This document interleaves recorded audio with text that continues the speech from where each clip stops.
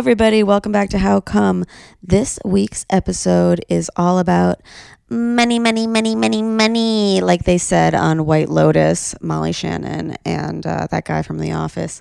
Iconic. I don't know if you guys watched White Lotus, but do it. So good. Also, I just saw in a TikTok that the guy who plays Armand was that sexy gay guy that Carrie was friends with in Sex and the City, that one episode, the Australian guy.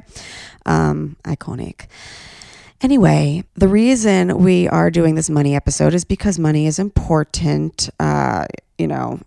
Hate to say that as a socialist, but it is a thing that people worry about. It makes the world go round. And as an adult, managing your finances is like a kind of big part. And I've recently gone through something I'm sure most of you have gone through, which is massive overdraft fees that I had to go to the bank to try and straighten out. They said, no, you have to pay these.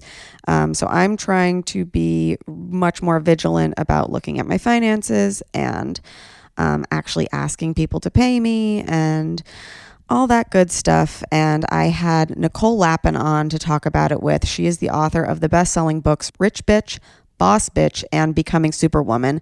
And she was previously an anchor on CNN and CNBC. And because we don't talk about sex too much with Nicole, even though she was down, but she ran out of time with us, we're including a great congratulations with our Cumpanion Skyler about how she went years without being diagnosed technically with vaginismus, what her story has been with that, what dating penis owners has been like with that, and how she's doing now. This episode is a lot of fun and you learn a lot. I think we're going to have to do more follow-up finance episodes because I definitely didn't ask all the questions that I wanted to. But if you guys have any questions, like always, DM us or email us and we can always have our guests back. Nicole said she's ready to come back whenever. So if you have other questions, shoot them over, especially about money or investing or whatever. Thanks to BetterHelp for supporting How Come. For 10% off your first month, go to betterhelp.com/howcome. Start living a better life today. How come? How come? How come I can't achieve? How come I can't achieve? I'm rolling up my sleeves. I'm rolling up my sleeves. Oh baby, I believe these guests can help. 'Cause I can't do it by myself. I wanna jizz. Skyler, hello and welcome to How Come. Hey guys. Hello. It's great to be here. Nice to see your face again. Thank you for participating in the Discord. Yeah, I just got into Discord recently because of Pokemon Go, and that's like the whole thing on there. And No way. Interesting. yeah. Grace, no. Censor that butthole. She's trying to get treats. Hi, Remy. Tell us about your congrats. Yeah, so mine sort of happened over the course of a couple years. I mentioned how I kind of started off being super squeamish and I couldn't have sex. I was just the stories about vaginismus kind of resonated with me, and I was like, oh, did I have that? Because I couldn't even fit a tampon for a while. I was just just mentally nervous, let alone being able to orgasm. I was masturbating my whole childhood, but it wasn't it was sort of just the humping, the thing that everybody else does. I would call it rubbing myself. Yeah. But I didn't really know what it was, and nobody talked to me about it. And it wasn't until much later that I realized oh, that's okay to do. You don't need to be ashamed of it. But then, yeah, in high school, I was really interested in sex, but I wasn't really mentally or emotionally ready to date. So I was a late bloomer. It was college, started to have some relationships and flings, and I definitely went slow, and that was really good for me. But anything physical started to just make me really uncomfortable. And I realized I'm not comfortable with my own body because my own exploring of it was with toys. I wouldn't use my hand. I would be too nervous to touch myself. And then very common, as you know. Eventually I kind of worked up to it and was enjoying it, but I was also I don't think I'm having orgasms. I don't know. Am I? I would literally ask the guy, do you think I had an orgasm? Yeah. There was one guy at one point that kind of was a little bit pushy, and that wasn't like a relationship, it was like a fling. But then my first serious boyfriend was senior year of college, and he was super sweet, and it was like his first time too, and we took things really slow, and it took us like a whole year before we were actually able to have like intercourse. We were just doing like oral and fingers and stuff. And like he could get off super easily, and I just never could. And like I was sort of bothered by it because I would get to that point where, Remy, what you talked about, where you just get so close and then it feels so scary you have to stop. And that's what I was at for so long. I would be like, that I have to pee feeling, or that like I kind of, no, stop, this is too much, it's too intense. Like, how can something feel this good? I can't keep going. I think a lot of it is also like that fear of the unknown. Yeah. And I mean, I ended up using like a dilator set eventually to sort of just like get comfortable with penetration and like get used to things being inside me, because like I wasn't comfortable with that. Were you with this guy when around the time you were hearing the vaginismus episodes? No, this was like a long time ago. Okay. So did you got dilators before you had heard of vaginismus? Yeah, I don't think I heard the term. Like, I think I did go to a gynecologist when I was like in college to be like, is everything okay? And it's sort of like what you talked about, just to be like, is there a problem? And they were like, no, you're normal. Everything's fine. It's just in your head, I think. And that was reassuring to know that like, okay, I'm not broken. Something will eventually fit in there. Did they? And I definitely had a lot of pleasure from like clit stuff, but like anything internal would like really freak me out for a while. And did your gyno like go up and in? She tried, and I was like, she tried like a pinky, and I was just like, it hurts so bad. Okay. That's what I was asking. Yeah. Was just like, is there like structurally something going on? And there wasn't. So that's when the dilators came in, and I was just sort of like gradually doing that, but I wasn't getting a lot of pleasure from internal stuff. So doing that was sort of like a chore rather than like a fun thing. Yeah. I mean, like, it's assignment. It's like homework. Like Molly Whippet-Brenner, when she was first talking about it, like it sounded like it took a really long time to work up to that level of dilator that's like penis sized. Right. And those looked so scary at first. Of course. And again, it would still just be all with like foreplay and fingers and toys, not from penetration. We tried a lot over the course of like the first year. And I think we just kept like, he was so nice. He didn't want to push me. So like we would try, and I would be like, oh no, stop. And then he would stop. And so like, he didn't push me, and I wasn't physically opening up to him. We were able to kind of finally have sex, and it was like, okay. We broke up like 6 months later. And then like a few months later, I met somebody else. And then even in this second relationship that I was in for 3 years, the first like 6 months of that, penetration was really hard for me too. And I guess I would like kind of keep tightening my legs up and kind of pushing him without realizing. And it took a long time to sort of just get comfortable enough with my body to be like, okay, just like relax and not like let it happen, like completely consensually, but like being like, just okay, like giving in to what's about to, letting it in. Yeah, right. That's a good term for it. Yeah. And I also found that like in relationships, I wasn't really masturbating much because I would just be having partnered sex and I wouldn't really be doing stuff on my own. I guess that's probably kind of common. And then that relationship ended and I was on my own. And then a couple months later, I met a guy on Hinge. And I've never been more compatible with anybody, both physically and emotionally. And it's literally the best sex I've had in my life. And what's weird is that I just was instantly super comfortable with him. And the first time that we hooked up, I came like 3 times. Whoa. And I knew it. I was just like squirting so much. And I know that squirting and orgasms aren't always the exact same thing, but that was sort of my cue of like, oh, I think this is it. I mean, it's like a real relaxation. Yeah, it's like, well, and it's the release. Yeah. It's like you feel your muscles just like let go. And there's like a feeling of like, done. Well, actually, I don't get that. Oh, okay. I actually like, I don't know if it's like multi-orgasmic, but I kind of keep going. Okay. I don't usually get to a point where I'm done. Cool. But, and I also want to mention that the reason I got into your podcast was actually because I was having the exact same problem you were, like around when you started it, because I was just like, I'm not able to have an orgasm and I want to figure this out. And so I was looking at podcasts and I started listening to it. And this was like several years ago when I was in the relationship with my ex, and you talked about the womanizer. And I think my mom had mentioned it because my mom and I talk about this stuff sometimes. So I bought it and I was kind of too nervous to use it for like a week, and then I used it, and it was like so intense because I'd never used that, like the air pulse thing. Yeah. Obviously now I know it's amazing. Yeah, it's amazing. And it was like definitely gives me kind of like these really powerful, I guess they were kind of orgasms, but I was so nervous to label them for a while because I didn't know. Mm-hmm. And I think you're right about a lot of that is just like trusting my body. Mm-hmm. So, but again, so that's where I heard about that toy. And then I also got a Satisfier eventually, and Cool. of a bunch of other and vibration always worked for me. Like it wasn't that it didn't, but the air pulse ones worked just in a different way. Yeah. I feel like the air pulse ones just then like in my current are to the relationship, point. They just not fucking around. It's like targeted, but not. Yeah, and like if you, especially when you can alter the like like speed and everything, it's a lot like the vibration is kind of hard to find the right place. Air pulse just you know. Yeah. So what's one of the big But I differences? still have to find the right place with an air pulse. Though. Yeah, but truly. Yeah, well, obviously, but it's not as like once you found that spot, it's like you can kind of. Mm-hmm. Yeah. Do you ever have the issue of it sort of like shifting though, and you have to like try to keep it in place? Yeah, of course. Like that's what I mean. It's like I feel like a lot of times like I'll like be like doing it, and then I'm like nothing's happening. I'm like, oh, you're in the wrong spot.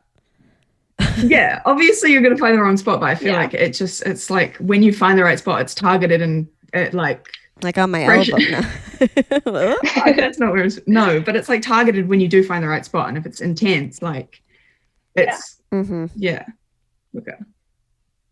So I mean, I've been really lucky that the guys I've dated have all been really open to using toys and involving that, because that's really what does it for me. Mm-hmm. And then also foreplay is like so huge, because like I definitely am doing a lot more of that now. Like we'll be doing that for like half an hour, and he'll make sure that I come like a bunch of times, and then I'm like, okay, are you gonna like, you know, we finally get to it. And he's sort of like, I mean, he definitely kind of puts mine above his, which is he's, I mean, such a gentleman. Yeah.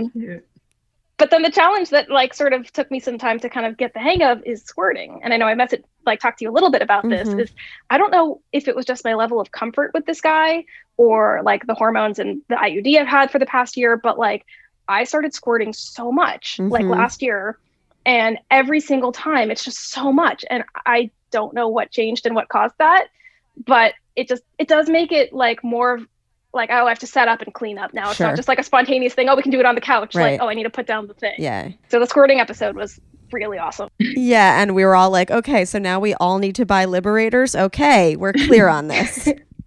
Or wee-wee pads for little dogs. Yeah, puppy pads. I have like the ones that are just like the blue ones. We did have puppy pads at one point, but like the washable ones that like they sell on Amazon for like, Amazon is just like, you know, whatever the term is for like elderly people that that it's funny because all the comments are obviously people using it for sex. So funny. But all the reviews are people that use it for squirting. And wash your cum towels, you guys. It does get funky, yeah. Oh my god. Wait, can I ask about the dilators? Are you still using them? Like no. So that is like off the table now. I have toys that like are internal, like kind of dildo shaped toys. I don't use them very often, but yeah, I don't really use those now. Okay. I'm like surprisingly like open, I guess now. Like I'm comfortable and it works, and like we parted like the Red right Sea. Level of like open. Do you have moments where it goes like it's sore again, or it's not as easy, or if you're like mentally in a different place? For a sec, maybe like at the very beginning of like, you know, the first thrust or two, yeah. But like then it is fine usually. I've found that, you know, being in the bathtub when I'm using toys on myself is, again, one of the helpful squirting tips for just minimal cleanup. Yep. And comfort. It is soothing. It is. Yeah. Yeah, it is nice. Cool. So, oh, congrats. This is so exciting. Just, like being able to, and like, you know, I want to explore more. Like I did a tiny bit of butt stuff with my ex, and I haven't really done much of that yet. And that's something that like, someone recently was saying that they were able to come from anal, right? I'm like, curious. Yeah, I'm curious if the front matches the back in. Yeah. Do you know what I mean? Yeah. Because I noticed like with the internal stuff, like with the internal G-spot stimulation of like the the clit from the inside, like it feels really good, but I haven't really been able to come in the same way from just penetration. You're an amazing student, by the way. You've brought up so many points that we have in the past. And I'm like, oh my gosh, she's got notes.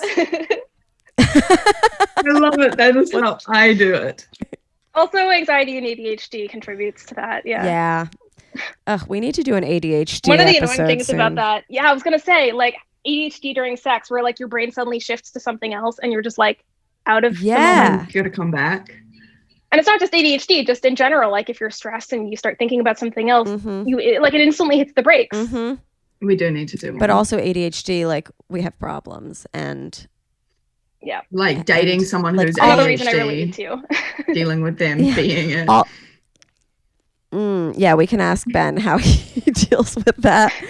No, but it's just like there's a lot of little fixes, and like a lot of these conversations I feel like are so like, oh, that's not like weird, or it's like, oh, other people are going through that. Like I saw a TikTok about doom piles with ADHD, where like instead of like doing your laundry, you'll just like put it in a pile or something, and it'll be like to do later, but then it just becomes a pile of doom that you never do. And I was like, I thought I was the only one with doom piles. Yeah. Robin like points behind her. Yeah, because I was like, I'm just gonna move it a little bit more. It's quite in frame. Yeah, I have a few of them. But yeah, back to your experiences. I like hearing about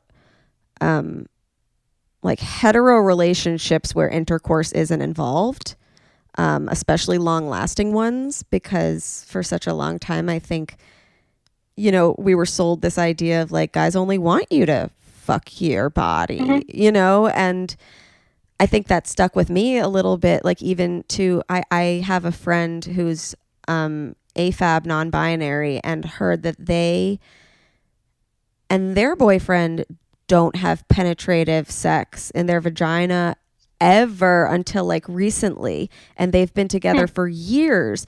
And like I short-circuited my brain. I was like, how?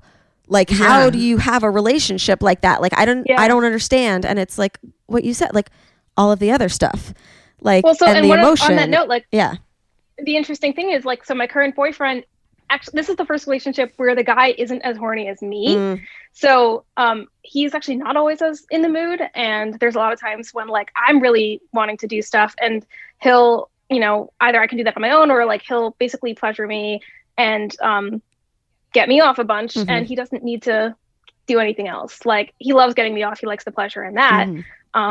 He's also the first guy that I've actually enjoyed like going down on too, because like for the longest time I'm like, blowjobs are gross. But like when it's somebody that you really love and want to like make feel good, it's actually surprisingly sexual and intimate, and like totally. I never in my wildest dreams thought I'd be like, ooh, a dick. And then sometimes I'm like, get that in my mouth. Yeah. It's crazy. It's so weird. Oh my gosh. I love it. Just also like keeping in mind other, the erogenous zones of like, it's not just the clit, but like nipples can get me off now. And like a nice massage. And like neck stuff and everything. Yeah. Neck stuff. Neck stuff is like there's so many areas of the neck, you guys. There's the neck right next to your ear. Amazing. There's the nape of your neck. Amazing. I make Ben kiss the back of my neck, like right under my hair. Ah! A neck. Are you guys horny right now? Yeah, like when they come up behind you and like I need a minute. Yeah, I need a minute. Do you, I know you said you want to do more butt stuff. Do you have any other sexual goals besides that? I think that's a pretty good goal. I'm curious about pegging. Yes. Me too. I think I talked about that with him at one point, and he was like, maybe. Like he hasn't really done anything like that. You guys should watch, does he like superhero movies? Yeah. Okay, watch Deadpool together. We've watched that. Okay, you know the pegging scene? I think so.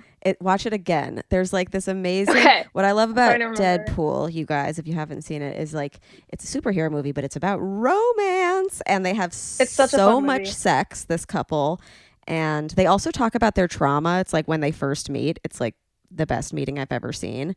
Oh, wait, now I remember that. Okay, yeah. And then they go through all of the holidays and they fuck. And on International Women's Day, she pegs him. I remember that. So good. Yeah. I just watched it with I my think just family also like doing different like positions and like, you know, getting more comfortable with squirting, because I sort of be in my head while it's happening. And so I'm a little bit more just aware of my surroundings. Like, oh my God, am I getting on the sheets? Am I staining the mattress? Like, I'm not 100% in the, that's why like when I'm in the bathtub, I can just completely like release it and just like, just gushed and just not worry about it. Or a hotel room with 2 beds. Oh. One for fucking, one for sleeping. I feel bad about how much fluid I get on the mattress though. Yes. But there's so much fluid on there already. I know. Oh, and there was one other thing I wanted to mention. One of the ways that my boyfriend and I currently like will finish most of the time is not actually with him inside me. He'll pull out and we sort of have this weird like sort of scissoring angle where he's basically jacking off, but his knuckles are like against my clit. And like I'll just kind of keep coming from that, and then that eventually gets him off, and then we basically like come at the same time, and he'll kind of just be like on me doing this, and it's really, really good. And I just like, and then we'll basically just collapse and just have our legs like our heads on opposite ends of the bed, and we'll just be like I'm dead. That's amazing. I am going to ask to try that. I love to scissor. Yeah, but it's like basically him using his hand on him and then on you. Yeah. And you don't have to be with their dumb face. It's all. I'm just kidding. Amazing. Unreal. Love it. Thank you for sharing all these details with us. Yeah. Oh yeah, no problem. I don't know if you have other like questions you wanted to ask. Rob, do you have any more questions? Mentioned the stuff I had. Yeah, you did a good job. Think you came with a syllabus. I was a little nervous. Yeah, you did great. I think I'm good. Skyler, I have to ask you this question. After an extremely sexual experience, did you finish? Multiple times. Awesome. I did too. As always. Yeah. I was going to ask. Robin, how about you? I did. Thank you. It was lovely. Okay. Amazing. Lovely. Amazing. Thank you so much for coming. Thank you so much for having me. Of course. You're a dream. And we'll see you on the internet. And I'll keep you posted on my continued sexual endeavors. Please do. Yes. And put yourself on the map if you haven't yet. That's something we always forget to remind remind people I will do of. that. Good. Yes. The map's and I can't wait till you're back in New York. I want to come and see one of your shows. I'm back. You're back? Yeah. Definitely soon. Like, I definitely want to come sometime. And have. Yeah. Okay, perfect. We however many ways you come, we enjoy it. So thank you for being here, and I hope to see you in person someday. Absolutely. Can't wait. All right, you guys have a great rest of your night. Bye. Thank you so much. Bye. Bye. Bye. Learning and growing. We love learning and growing with our companions. Always something new to learn and grow. I learned so much from Skyler. Thank you, Skyler, for being around. And again, thank you for participating in the Discord. If you're like, what the fuck are you guys talking about? We have a Discord now. It's in the link bush on our Instagram at HowComePodcast. And you can join and talk to fellow companions and become best friends and share all your stories. We have a great time. Sometimes, I think we're trying to make a weekly thing. We do a Discord hang, which is what I was talking about when I said I'd seen Skyler before. And like people joined with video this week and shared like a lot of stories. It was really fun and it like went off the rails. So highly recommend you join that. Another thing I highly recommend is therapy. I actually just recommended this very thing to a friend of mine who was spinning out this week. And I was like, hey, I think you might benefit from something that I'm using. So if there's anything interfering with your happiness or preventing you from achieving your goals right now, BetterHelp will assess your needs and match you with your own licensed professional therapist. You can connect in a safe and private online environment, so it's convenient, and you can start communicating in under 48 hours, all without ever having to sit in an uncomfortable waiting room. BetterHelp is committed to facilitating great therapeutic matches, so they make it easy and free to change counselors if needed. BetterHelp is more affordable than traditional offline counseling, and financial aid is available, and it is available for clients worldwide. BetterHelp is convenient, professional, confidential. I have to stress this part because I have gotten a comment recently that was wondering how confidential the site is. BetterHelp is confidential. We look through the terms of service. I am sharing stuff on there that I don't even share with you guys, and I was like, it has to be confidential. So we checked it out even harder, and it is. They keep you secrets, and we love it because it's convenient, professional, and affordable. It is not a crisis line. It is professional counseling. And there are testimonials posted daily that you can check out on their site. There are licensed professional counselors who are specialized in depression, stress, anxiety, relationships, family conflicts, sleeping, trauma, anger, grief, sexuality, gender identity, self-esteem. In fact, there are so many people using BetterHelp that they are recruiting additional counselors in all 50 states. I love BetterHelp. I don't like really necessarily talking on the phone with a therapist all the time, but the fact that there are journal entries that you are able to share every day, and they remind you, and they always say like gentle reminder. So it's like not a big deal if you don't do it. But it does remind you to check in with your mental health every day. And like I have said this before, I love looking back on the days that I was happy, especially on days that I'm sad, to be like, oh my God, okay, so we just have to wait it out a few more days, and then we'll be happy again. Or let's see what we were doing that day that made us happy, and then we can adjust accordingly. And I've been feeling a lot better.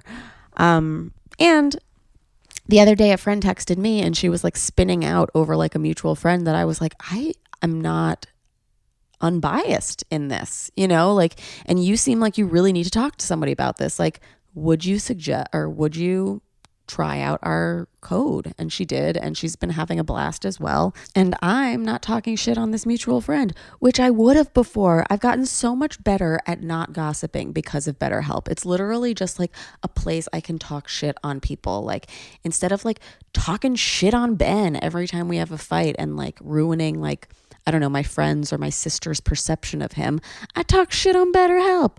Or if I want to talk shit on my sister or my friends, I do it on BetterHelp. Like I've avoided so many more conflicts because of this. I literally was looking back on how I handled the situation recently, and I was like, look at me. So highly recommend. So if you want to start living a happier life today, get 10% off your first month at betterhelp.com/howcome and join over 1 million people who have taken charge of their mental health. That is betterhelp.com/howcome for 10% off your first month. And thank you, BetterHelp. And now let's hear from Nicole, because some of you might just be stressed about money. And Nicole's going to teach us some great tips and tricks about money. So excited for this week's guest. You guys, welcome Nicole Lapin. Hi. Hi. How are you? I'm tired, but I'm good. How are you? We're tired too, but we're so excited that you're free right now. Yay. It feels meant to be. So meant to be. I'm just knocking it out. Yeah, amazing. And then you're off tomorrow. What are you doing tomorrow? I am hopefully not doing very much. Okay. So yeah, I just moved to LA. Cool. I'm very excited. I live by the beach. Nice. Yeah. Where? Like Manhattan Beach? I first moved to Santa Monica, and then I moved to the Palisades with my man. So, ooh, so fun. I drove from New York. I drove by myself, like a boss. That's awesome. Thanks. There's nothing like a road trip to make you feel like the most independent person in the world. For sure. I was like, I don't think I'm going to make it, but I did. So here we are.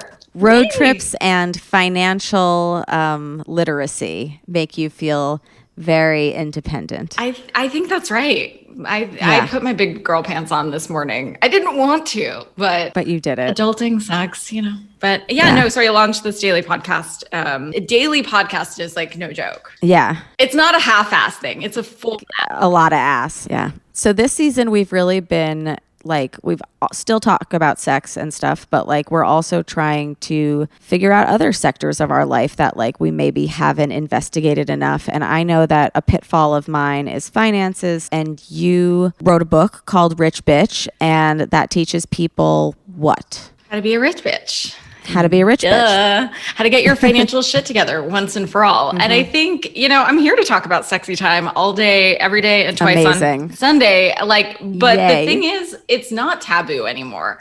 We'll talk about, you obviously talk about all the things. And, when I go to dinner with my girlfriends, we'll talk about that. We'll talk about bikini waxes. And then I'll ask them about what they're making or what's in their bank account. And it's crickets. I'm like, girl, you just told me about your landing strip and this is crickets. I'm here to help you. And so it's this big taboo. I think it's one of the last taboos we have in society. And I like to go first because I go by the philosophy of I'll show you mine if you show me yours, or don't even show me yours. I don't care. Just show yourself yours. Yeah. As long as you're confronting it. And the only money problem you can't fix is the one you don't admit you have. Yeah, no, there's everybody's always said that you're not allowed to talk about money. And I do think it's like a way for the patriarchy or society to keep people from commiserating on what they're making so that they can get together and figure out what they actually deserve. I think there's part of that. And I think that in order to negotiate, you need to know the comp. Like you are pricing your house. How do you do that if you don't know the comp of the area? And the only way we can do that is to start talking about it. So I always say, if nobody in your friend group or your family wants to talk about it, then just go first. And so, in my books, Rich Bitch, Boss Bitch, Becoming Superwoman, I talk about my salaries. I talk about how much I made for my advance. Cause I'm like, if somebody's reading this, they're going to want to know. And so I just did it. I didn't ask my publisher. So I talked about my salaries at CNN or CNBC, and I just, whatever, I have to literally put my money where my mouth is, right? Were you always financially literate? Hell to the no. Okay. No. Yeah. I grew up in an immigrant family. So first generation American, just used cash pretty much. That's all I knew. I didn't know what a mortgage was or any of that stuff until after college because, we don't learn this stuff in school, which is bananas. And even in college, I went to fancy college. I didn't learn any of it that was practical. I learned about nonsense macroeconomics and theory and stuff like that, but who needs that? And who needs the Pythagorean theorem growing up? We don't need that. We should rather learn our taxes or how to do a budget or a business plan. If I were in charge of the world, we would be learning that stuff, which is much more important. And so I was completely clueless about money and I hated money, and kind of I still do, but I just fell into it. And my boyfriend in high school said he wanted to be a hedge fund manager, and I thought he wanted to be in gardening. True story. And that's how clueless I was. And he told me that I couldn't hang out with his Wall Street friends because I didn't know enough about money. And so he dumped me. And in a sort of Elle Woods, brunette version. I got a job on the floor of the Chicago Merc. I wanted to be in TV. And they were like, well, do you know about business news? And so I lied and I said yes. And I did not know anything. And I faked it till I made it. And then, fast forward, I was on CNBC and all of his Wall Street friends wanted to hang out. Hilarious. Yep. I feel like that's always been the culture surrounding, I've kind of talked about finance, the sector, and how they keep things so nebulous, when they're explaining their jobs or they're explaining what you do. And if you are with those types of bro-y guys, they do it for a reason. And it's to make it seem like it's not accessible and that you need some different higher knowledge to have it. And it's no, they're just using a different vernacular, but ultimately you can understand things if they wanted to explain it. And I think that's really admirable that you are explaining things to people. Thank you. And I think that you shouldn't hate on your former self. Tell the mean girl inside your head to take us several seats. We all have one. We didn't learn this stuff. Our parents probably didn't teach us. So we can forgive our former selves for what we didn't know and also have some tough love and say, that's not how it should be moving forward. Just because it was always done a certain way doesn't mean it's the way it has to be. And money is a language, like you said, like anything else. We just don't have a Rosetta Stone for that language.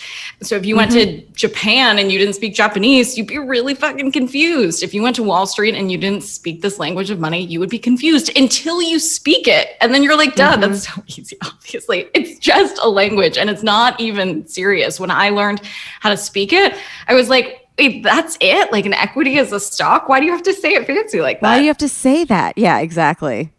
Or like B2B, just say, I'm a business, I'm selling to a business. Like, I think any expert who tells you they know everything is lying.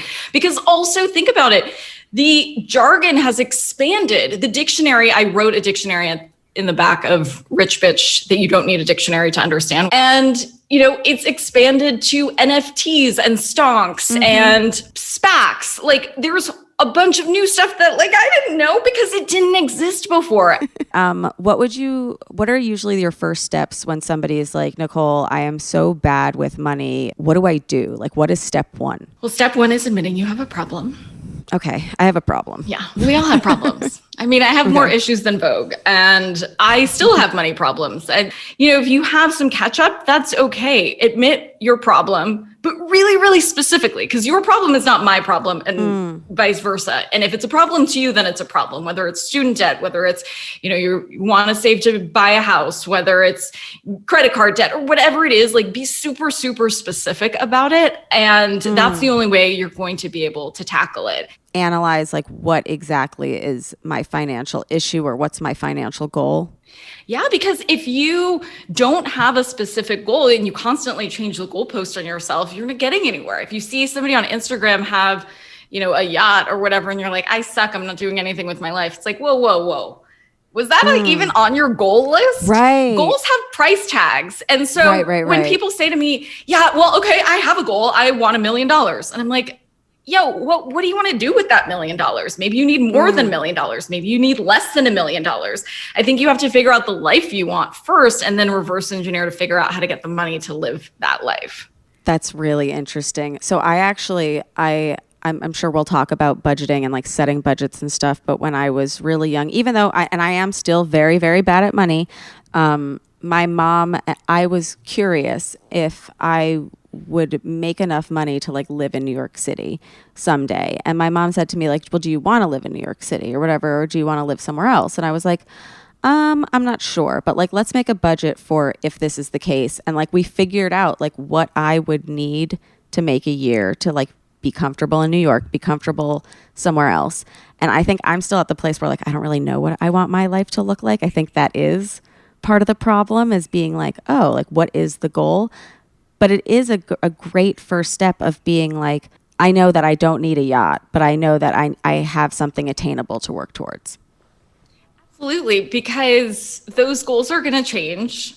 You don't need to assume that your life is going to happen exactly how you write it out today. I like to break it down into 1, 3, 5, 7, 10-year goals, because I used to get so much anxiety when people would be like, yeah, what do you want to do in 10 years or even 5 years? I would be like, I don't know, because I didn't answer the question. That's why I had anxiety. And studies have shown that women who create cohesive narratives for themselves and their lives are more likely to be successful. And I think it's important to come up with goals in all aspects of your life. I break it down to the 3 F's. So family, finance, and fun.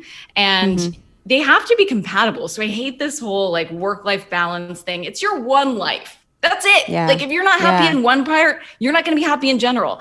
And those goals have to correspond. So if you want to be a stay-at-home mom, then you can't be an emergency room doctor. Like that does not work between family and finance goals. If you want to be a teacher and you want to fly private around the world, I'm sorry, I wish teachers made more money. That's not going to work either. And so I think all of your goals have to be compatible, which is why it's important to look at them holistically. I like to think of, I want to be this in this. So I loved Mad Libs. I also loved Choose Your Own Adventures back in the day. And so I think that if you say you want to be a very, very specific job, that's too narrow.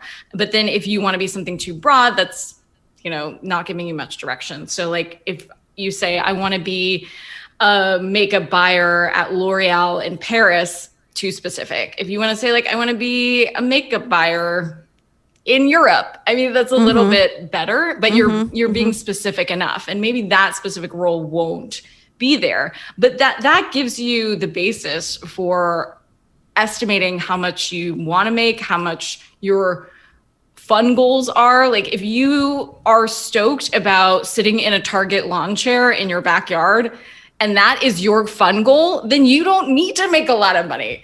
And so if that's not your goal, then you do. And so I think it's about creating that picture first and then realizing that goals have price tags. Mm-hmm. Totally. Are there any like set principles of like how much of your money you should be putting aside for like a house? Like that kind of stuff, like what percentage you should be spending on food, or is it kind of like things work for different people? So I like alliteration clearly. My recommendation is the 3 E's. So essentials, end game, and extras, where 70% of your overall spending plan goes to the essentials. So your food, your housing, your transportation, all that jazz. And then 15% goes to the end game, which is your future self. So your savings, your retirement, and all of that. And then 15% goes to the extras. So the latte, the mani-pedi, like I'm not going to tell you how to have fun, whatever does it for you, but include that, because think of it like a regular diet. If you don't allow yourself small indulgences, you're going to binge later on. I don't even know what the diets are, keto, schmito, or some grapefruit. I don't know. But like you're going to end up in the middle of the night notching on a big old hunk of chocolate cake because you are so hungry and so deprived. Instead, if you allowed yourself something sustainable, like a little piece of dark chocolate, then you wouldn't feel so ravenous. And so I think one of the issues is trying to go cold turkey on all the fun things. It's just not sustainable. When people say in the beginning of the year, hey, I cut out the latte, Mazel tov, by May or April, they're like, I bought a Gucci purse because I didn't buy a latte. I was so good. I'm like, yo, you bought a latte every single day. And it would have been okay because you're planning when it's above board, when it's in the budget, like a company. They're not sneaking staples. Staples are in the budget. If you put in the budget a little bit of fun money, I think that's important. And housing, I would say, accounts for half of the essentials. So 35% of the entire thing, but half of the 70%. I think that it's important to have that transparency first and see where the money trail takes you. And don't cut out all of the things, again, because that's not sustainable, but figure out first what your spending plan looks like. And if you're just starting out, I would say take the fun money out in cash because I know during COVID times, cash is gross and dirty, but when the cash is done, the party's over because it's easy to swipe, especially when you're emotional or drunk. Yeah. We've all been there. It's half because it wasn't legal and half because you have to use cash, but I always pay for drugs in cash. And I know that like weed, I can't buy weed with a credit card, but for that reason, I feel like it's okay. Because when it's done, I'm not like, oh, I'm going to take out more money. I'm like, no, you've smoked enough. Yes. Make an envelope for the smoking money. I think that's really smart because the more you smoke, the more you're going to want to spend. And also what you were saying about not cutting out fun stuff entirely and then binging, that's a thing I feel like I've been guilty of too, that I'm like, oh my God, I never spend any money on I don't buy clothes and I don't pamper or whatever. And then I'll buy a flight that's too expensive because I'm like, well, I haven't spent any money in such a long time. And it's no, with a little bit of more planning, you could go on Priceline 2 months before, or Robin was thinking about doing an impulse flight because she saw flights to America was $1,400 and she was not gonna do it. It was just a little bit slip on it. Yeah. I think that's important. I like to give yourself a 24-hour cooling off period. So step away from the cart, go buck wild, put all the things in the cart and then step away. And chances are you probably don't even remember that you were doing that or that you really wanted that. And so, I think that safeguarding yourself against yourself is really important. But, your flight story made me think about the idea of how much time we spend on researching vacations or our next pair of boots or whatever, and how little time you actually spend getting your financial life together. And so when people complain to me and they're like, my finances suck, I'm so off budget. First of all, I'm like, did you even have a budget? What do you mean you're off budget? Did you have one first? Yeah. Second, how many hours, just spend the same amount of hours as one vacation on reading a book, on looking at a blog, at opening all of your financial mail that you think doesn't exist because you don't open it. And so I kind of have no patience for that.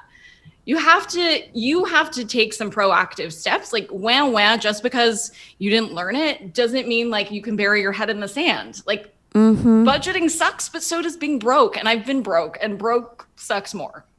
Yeah. I'm going to try harder. But yeah, a lot of us, I think, do fall back on like, well, it wasn't taught to me, you know, and it's like, there's a lot of things that weren't taught to us. There's a lot of things our parents just didn't know, you know? And so because we have access to that information now, like, we should be able to do stuff and like start over. Like, it really upsets me, you know, I am all for reading an Us Weekly or whatever. Like, I'm here for that content. But also, like, you can read a little bit of The Economist too. Like, I'm not saying become a, you know, finance geek and play with stock charts all day. But I think that, you know, we need a little bit of spinach in this world of, you know, dopamine. I feel like I'm in a dopamine cage match every time I open Instagram. And so I think just a little bit of investing in yourself, that's going to pay most dividends later on. And if you don't know what dividends mean, then definitely get my book. You don't even have to get my book. Get a book about money. Get a book.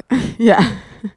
No, I think I used to, like, and I have to admit this, think that finance was like the responsibility of whoever I was going to end up with, you know, because in my family, it was really like my dad that took care of everything. And like, yeah, my mom like paid the bills, but like never knew about investing. And she's finally learning now. But I remember being like, yeah, I don't need to know that stuff. And yes, you do. Like, even if you do end up with some hedge funder who can do it all or whatever, you should be able to stand on your own 2 feet. Yes, I think that's so important. And I'm so glad you're saying that. My next book is Miss Independent. So it's basically Rich Bitch Part 2. And I tried to get to the pain point of why women don't want to get their finances together. And it's just that. It's the idea that you think a man is going to fix it and do it and save you and all of those things. And I would be lying if I told you that I didn't have those thoughts. I think we've all had those thoughts to some extent. And I think that having your own money allows you, obviously, to buy things, but freedom and choice to leave a shitty situation, God forbid, a violent situation, to leave a job you hate.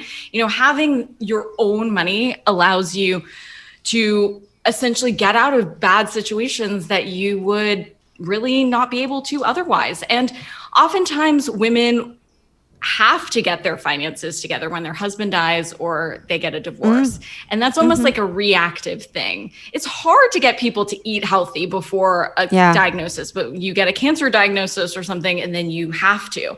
And I think, you know, we can do better than that. We can get it together proactively. And I think the pandemic has shown us too that shit happens. Like, people that said to me, an emergency fund? What do you mean? There's not an emergency in America. I'm like, okay. Yeah. So I was having an extremely candid conversation with my friend Betsy Carroll the other night about our respective worries about finances. And I was like, dude, I'm dipping into my savings right now because of all these overdraft fees. And she was like, you have savings? Like, I'm so proud of you. What you were saying about like money can help you get out of bad situations. It can also help you capitalize on good situations. Like, I know I've been in so many positions where like I haven't asked for enough money that I deserve because whether it's, I don't think I deserve it, oh, it's not really that much work to me or whatever, like you have to learn how to value yourself because you're the person that's going to value yourself the most. And those opportunities, like once you get, I'm thinking about a specific brand that paid us like fucking no money because I was like, it's fine. We're happy to like hawk the product or whatever. Like, it happens, and then what? You have no money, and like, yeah, you feel good, but like, can you support yourself? You answer that question, sister. I cannot yet. No, that's why this episode's happening.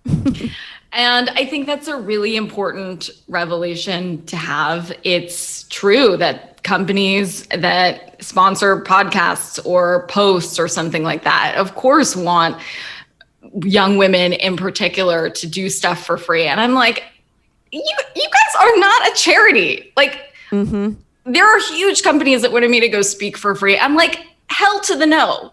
But also, it's taken me a while. So to be fair, you know, my last book was about burnout, and it takes you a while in your career to get to a place of burnout. It also takes you a while to get to a place where you can say no. So I don't want to be delusional about it. Like when you're just starting in your career, you have to say yes.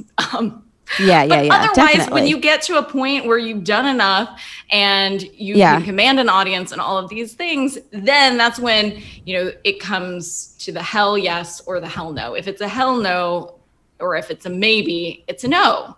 If it's not a hell yes, it's absolutely I think it's high class problems to be in that position to say no as much, but you can see it in how you are paid or valued, or negotiating your own salary, which is why I think we should be talking about it with our friends, at least. I think, my girlfriends are my best mentors. So the idea that you have mentors that are 30 years older than you or whatever, I think is not right. I think they're not dealing with the same types of contracts I'm dealing with. And so some of my best friends are mentors. Yeah. So I think you can learn from really unlikely places, and you can also really learn from your friends. And if you are going to talk about all the other things, talking about how much you make is going to just help all of you. So there's the saving aspect too with money. I think some people need to learn how to spend a little more too, because they are very good at saving. They're very good at saving, but they're not as good at spending and enjoying and stuff. And that is something that I would love to learn, is enjoying without the impulse. Yeah. So I think a good sweet spot is somewhere between thinking you're going to live forever and thinking you're going to die tomorrow. And I think you can get to either extreme really easily. And so I think you're absolutely right. There are people on the other extreme that hoard money for a lot of reasons. And we all have financial traumas. I have many. And I've had to do a lot of work to reframe those. And, a lot of people with their upbringing, one way or another, if they grew up and they saw their parents' home being foreclosed or they went through bankruptcy, then that's a sort of financial trauma. I grew up being told that I can't flush the toilet unless it's number 2 to save money on water. And so, turn off the lights. My boyfriend recently was like, you always leave the lights on. And I'm like, because I can. Because I can now. And it's those little things, or the flip side, if your family had a housekeeper or you went on vacation and you think that that's just how it should be. No, it's your life. It's not their life. Right. And you get to make the decision. So when I was 11, I became vegetarian, and I asked myself, do I like meat? And the answer was no to the meat. So I became vegetarian. And the answer could have been yes. But I think that moment where you ask yourself that question, if it works for you, what do I specifically think? Yeah. Not what all the things I've heard. How do I actually feel in this moment? Yeah. Yeah.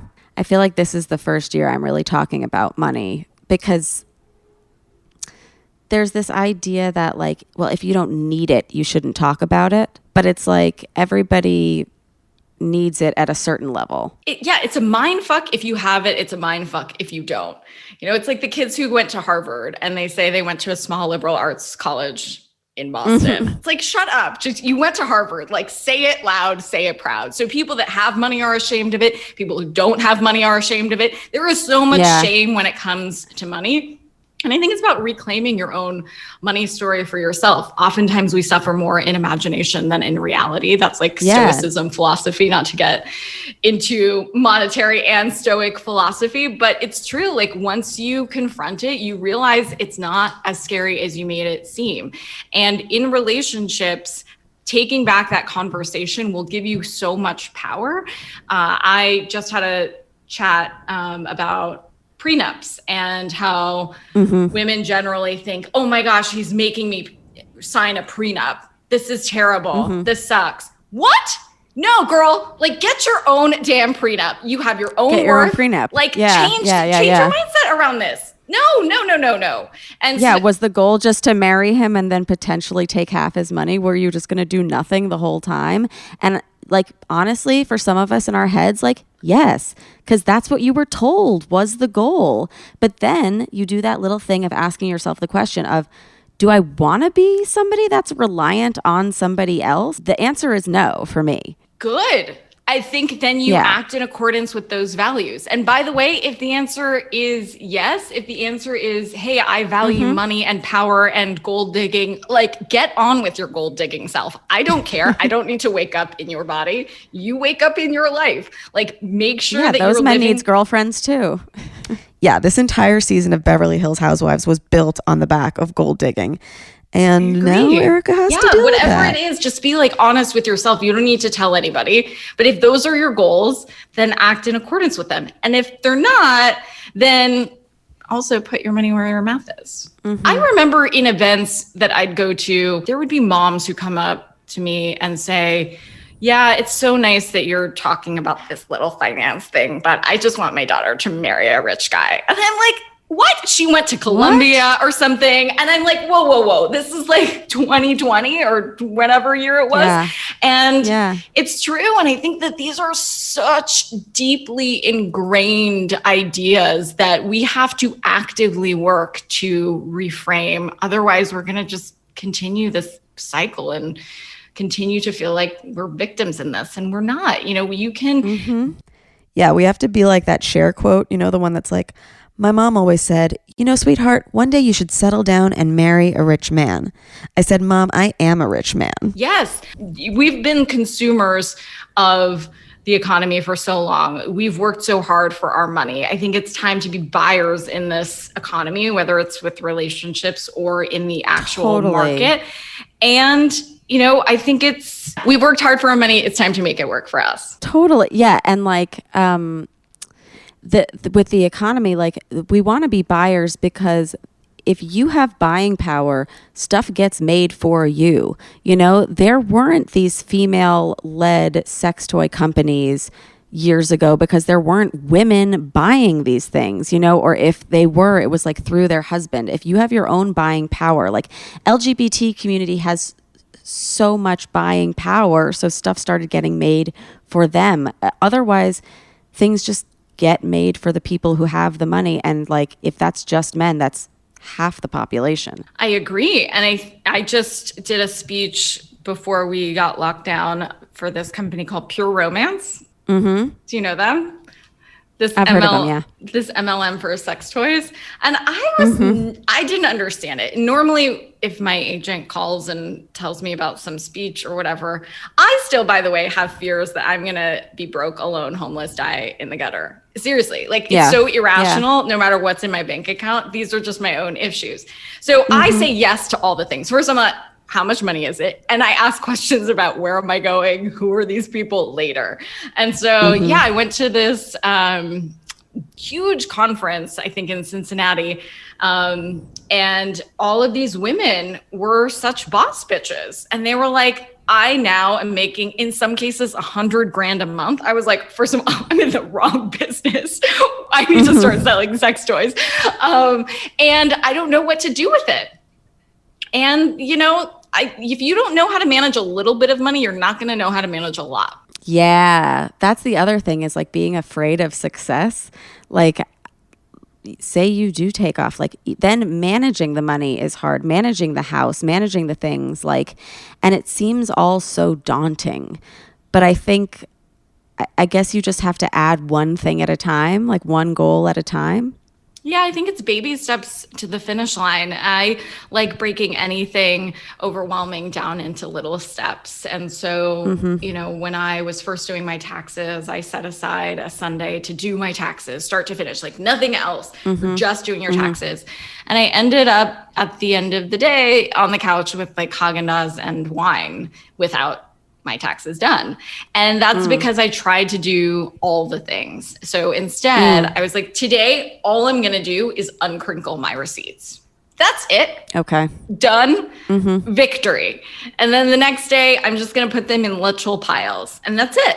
And it became much easier because I broke it down into steps. I also gave myself little victories and little wins along the way. Little wins. Yeah.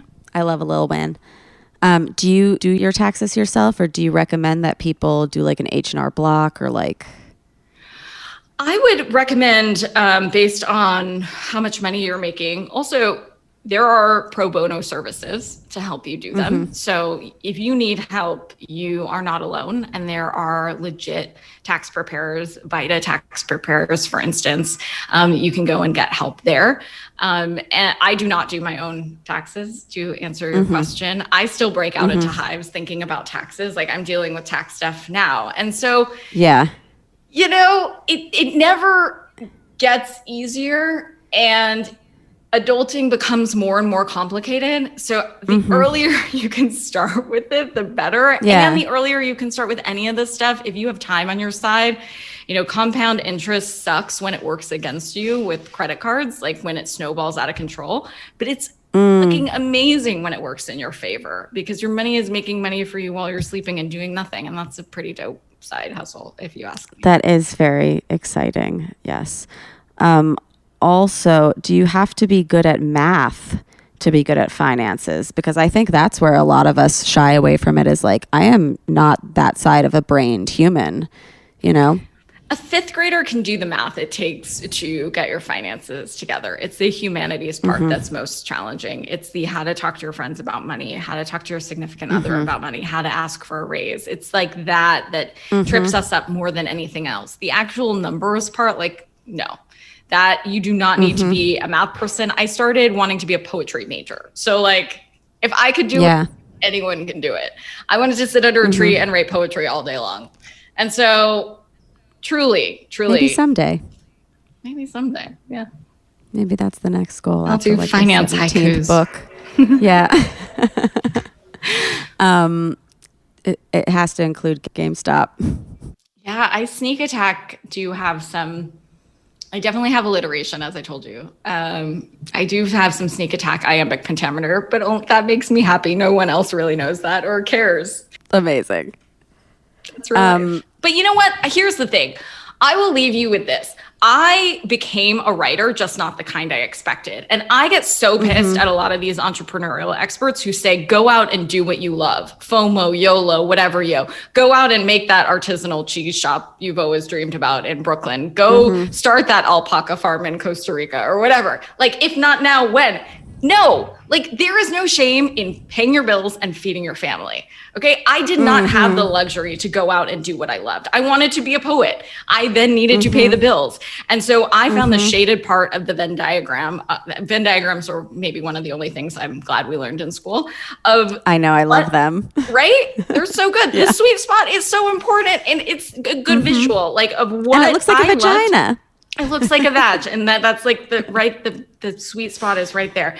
And you know, what I had as my passions and what I had as my opportunities were two different things. So I loved writing, I loved communicating, all sorts of stuff that I thought I would be an investigative reporter. I thought I would be a creative writer, not a sellout writer, which I think I am now, but I still am. And then there was this financial selling writer doesn't mean a sellout. Thanks, sister. Just because it's selling. Yeah. Well, I didn't think I would, anyone would read the books. When you write a book called Rich Bitch, either people love it or hate it. Like, you have feelings about it. And I mean, it did the former.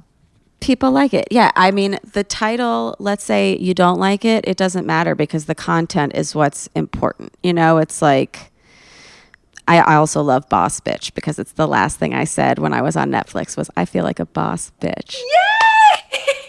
Twinning. But yeah, no, I think the work that you're doing is really, really important. And I do think that one of the most important things is asking for a raise. If we could just do that before you go, when people need to ask for a raise or need to bring up money, what is the best way to do it?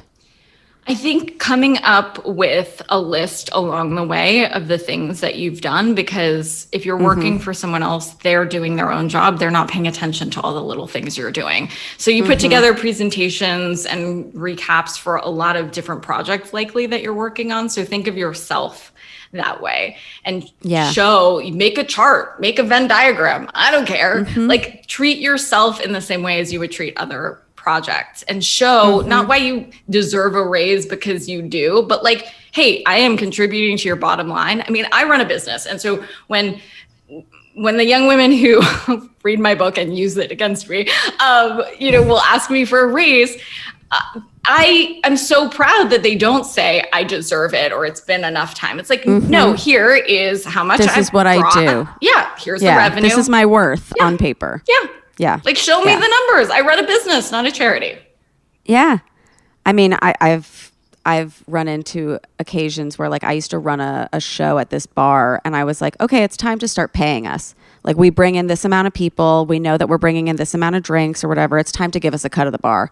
And I remember the guy just looking stunned. Like, how could you even ask this? Like, I thought you would never ask, like, even though we'd been doing it for months. And he's like, no, you guys are actually losing us money. And I go, okay, well, why don't you show me the books? Because I'd like to see the books from before my show on a Tuesday and after the show, and then, suddenly, poof, the show went into thin air. He goes, nah, never mind. We just can't do the show anymore. But that's the answer. If somebody is not willing to acknowledge that you are worth something, then move on. I moved the fucking show to a club. Mazel tov.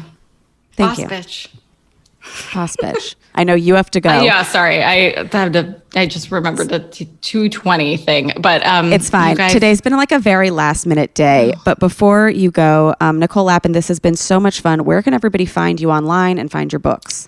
Thank you. You can find me at Nicole Lapin wherever social media is served, or Money Rehab is my new show. It's a daily show with iHeart. You can find it on their app or on the Apple Podcasts, wherever you find your podcasts.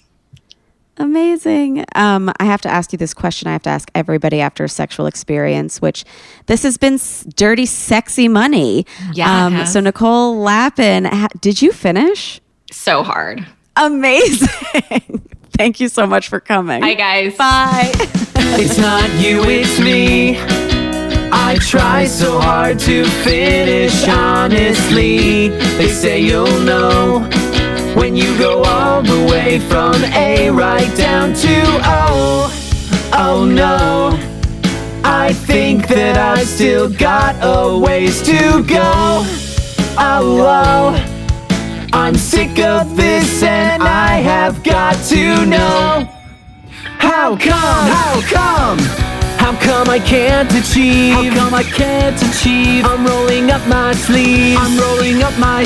Oh baby, I believe these guests can help, 'cause I can't do it by myself. I wanna just... Interesting. Yeah. But I think the difference, like, first of all, our taxes get done for us. The government just sends us money at the end of the tax year and they're like, here, this is yours. We owe you $1,000.